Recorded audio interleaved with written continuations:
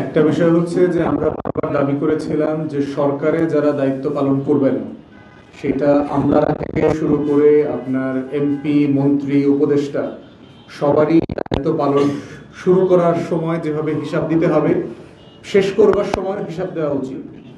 এবং উপদেষ্টারা অনেকেই সেটা দেন নাই, দু একজন দিয়েছেন এবং দু একজনের কাজের খতিয়ানও আমরা পেয়েছি, কিন্তু অধিকাংশ উপদেষ্টা সেটা করেন নাই।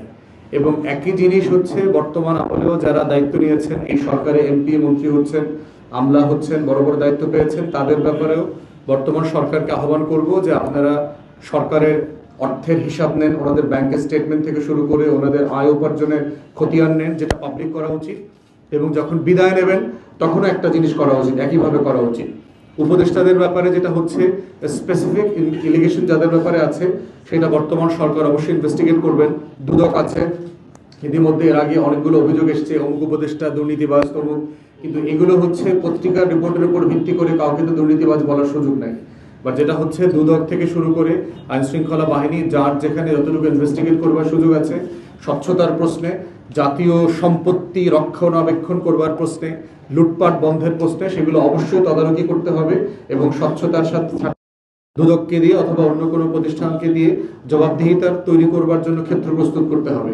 তো ইতিমধ্যে মাননীয় প্রধানমন্ত্রী ঘোষণা দিয়েছেন যে দুর্নীতিবাজকে ডিল করবার জন্য অথবা দুর্নীতি বন্ধ করবার জন্য উনি খুবই টাফ ভূমিকা পালন করবেন।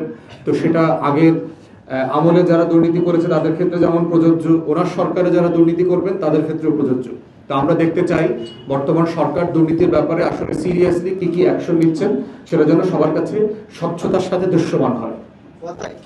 5 আগস্টের পরে রাজনৈতিক দলগুলোর প্রত্যাশা ছিল সংস্কার এবং নির্বাচন। সংস্কার এবং নির্বাচন অলরেডি হয়ে গেছে মোটামুটি। তো আপনি তো একটু রাজনৈতিক দল এবং আপনি এই নির্বাচনের পরপরই আপনি একটি বক্তব্য দিয়েছেন যে আরেকটা গণঅভ্যুত্থানের জন্য প্রস্তুত থাকেন। আসলে নির্বাচন তো হয়েছে অলরেডি, তারপর কেন এই ধরনের বক্তব্য দিলেন যদি একটু বলতেন। এরকম কোনো বক্তব্য দেয়নি, এটা এখন কোথেকে আসছে, বেশ কিছু জায়গায় এরকম একটা পোস্ট আমার নামে আসছে, এরকম কোনো বক্তব্য দেয়নি। আগের কোনো সময় বক্তব্য হতে পারে, 16 ফেব্রুয়ারি না আগের কোনো সময় বক্তব্য হতে পারে এই অন্তর্বর্তী সরকারের একজন উপদেষ্টা যিনি বিএনপির প্রতিমন্ত্রী দায়িত্ব পেয়েছেন, এই বিষয়টা এই বিষয়টা আসলে আপনারা কিভাবে দেখছেন? তারা এটাকে অপসারণের দাবি জানিয়েছেন। দেখেন, দুটো জিনিস, একটা হচ্ছে আইনের ব্যাপার, আরেকটি হচ্ছে নীতি এবং মতাদর্শ বা কি বলবো, এটাকে কনভেনশন বা আমরা বলতে পারি নৈতিকতার ব্যাপার।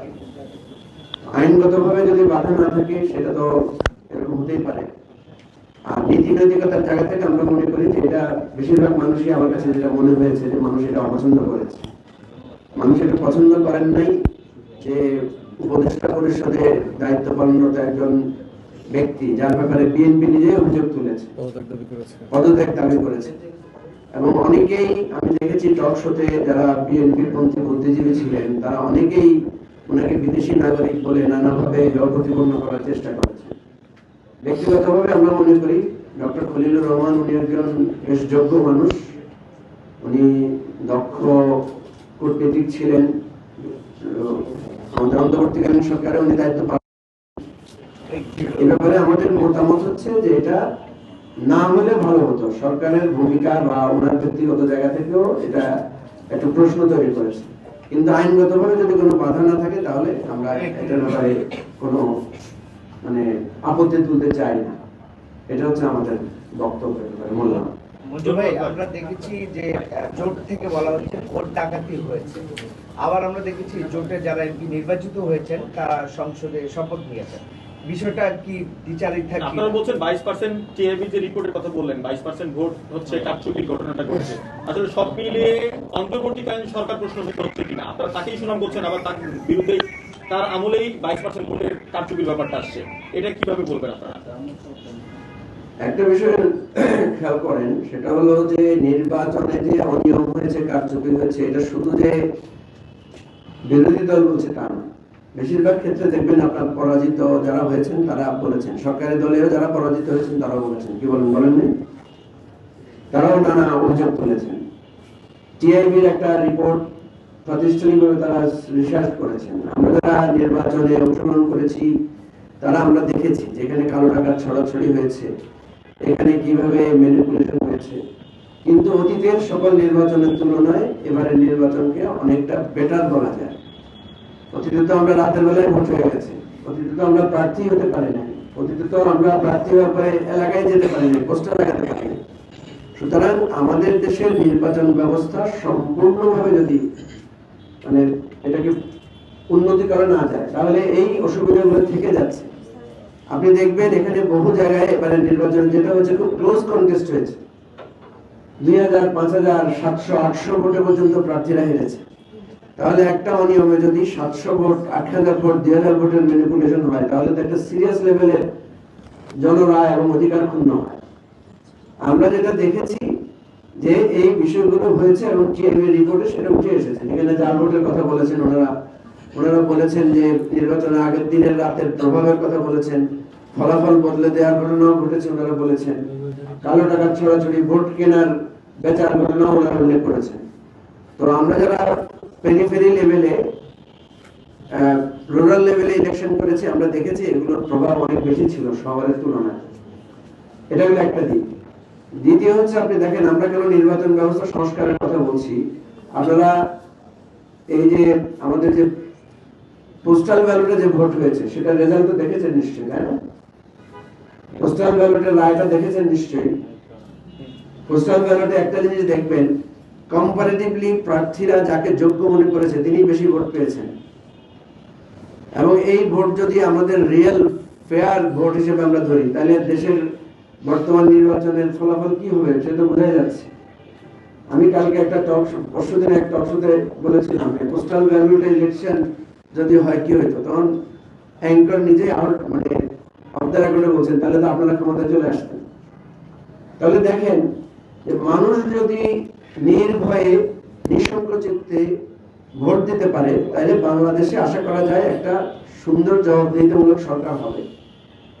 আমরা এই জন্য প্রস্তাব করবো বা প্রস্তাব রাখবো ভবিষ্যতে যে যেমন আপনারা সাংবাদিকরা অনেকে আছেন তারা অনেকে আমাকে বলেছেন তারা ভোট দিতে পারেন না, কারণ আপনার হাউসে আপনার অ্যাসাইনমেন্ট ছিল, ডিউটি ছিল, আপনাকে তো পোস্টাল ভোট দেওয়ার অধিকার দেওয়া হয়নি। অধিকার দেওয়া হচ্ছে শুধু সরকারি কর্মকর্তাদেরকে বা যারা নির্বাচনী কাজে ব্যস্ত ছিলেন। তাহলে আপনাদেরকে যদি স্কোপটা দেওয়া হতো তাহলে নিশ্চয়ই আপনারা সবাই এই পোস্টাল ব্যালটে অংশ নিতেন। এবং যারা ভোট দিতে গিয়েছেন তারাও কিন্তু না গিয়ে আপনার মিডিয়া ডিউটি করতে পারতেন। আমাদের পুলিশের ভাইয়েরা, তারপর সাংবাদিকেরা, ডাক্তাররা এবং বহু লোক আছেন যারা ডিউটির কারণে ভোট দিতে পারেন না, তাদেরকে যদি পোস্টাল ব্যালটে দেওয়া হতো, ইভেন তো আমি যেটা মনে করি যে ভবিষ্যতে একটা অপশন রাখা উচিত। অনেক লোক আছে আমি দেখেছি যে বিদেশ থেকে এসেছেন ভোট দিতে, অনেক লোক এসেছেন ঢাকা থেকে খুলনা গিয়েছেন, খুলনা থেকে বরিশাল গিয়েছেন ভোট দেওয়ার জন্য। আমরা যদি জেনারেল পিপলের জন্য ওপেন করে দিতে পারতাম যে যারা যারা প্রত্যাশী আকাঙ্ক্ষী তারা কিন্তু চাইলে পোস্টাল ব্যালটে আগে থেকে আগাম ভোট দিতে পারবেন। পৃথিবীর বহু দেশে এ ধরনের আগাম ভোটের বিধান আছে আপনারা জানেন।